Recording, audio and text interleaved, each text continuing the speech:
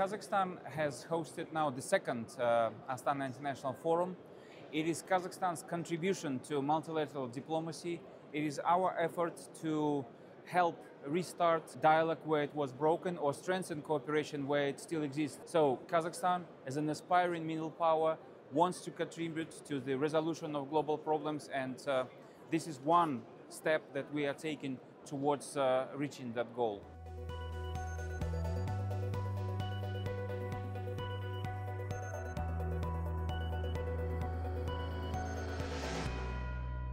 A platform for dialogue and cooperation, Astana International Forum gathered world leaders, international organizations, experts and companies to discuss economic instability, security issues, climate change, trade wars and technological advancements. It's my great pleasure to welcome all of you to Astana International Forum.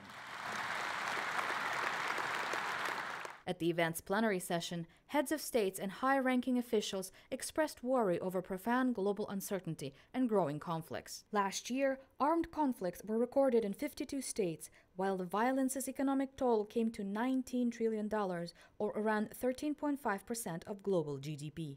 Yet beyond the numbers lies a more troubling reality.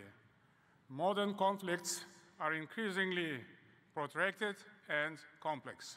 They often involve a multitude of actors, including non-state groups, and are fueled by deep-seated grievances. These factors make lasting peace far more difficult to achieve. Global leaders said conflicts from old grudges must be solved at the source. While dialogue remains an important part of politics, talk without action will not produce results. We are living in deep crisis, that is obvious fact. United Nations are still enjoying legitimacy, and in my opinion, they are the only place where we could solve a lot of different problems, because then we could unite ourselves. How? With principles and values that are often forgotten. The presidents agreed that to tackle today's challenges, the 80-year-old United Nations structure needs an update. The system established after World War II is faltering, and nations are building relations in new, unprecedented ways. Amid these shifting dynamics, Italian Prime Minister Giorgia Meloni noted that Central Asia has consistently played the role of a mediator and a bridge. This region has always been a crossroads between the West and the East, and occupies a strategic role in the global scenario. Moreover, in difficult times, as those we are in. Central Asia has always been a bridge. The transformations and changes this part of the planet has undergone over the centuries have made it what it is today. The hinge between two continents, the point of contact between Europe and Asia, the junction between worlds that once were very distant but now are more interconnected than ever.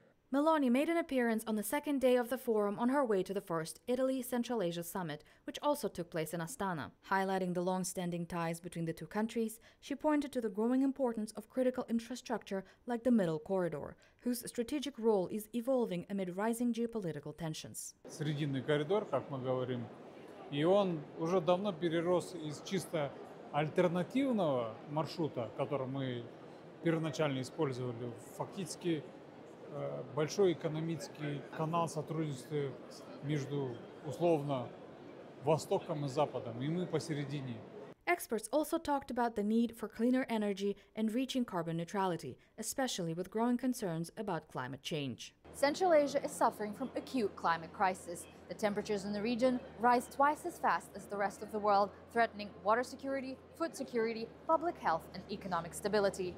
The forum's panels address the importance of climate action and accessibility of climate financing. Unfortunately, our region, Central Asia, has attracted less than 1% of global climate finance, whereas we had huge potential to contribute to global climate action and reduction of carbon emissions, but also this is one of the most vulnerable regions to the effects of climate change. Experts say climate problems don't stand alone. They make other issues worse.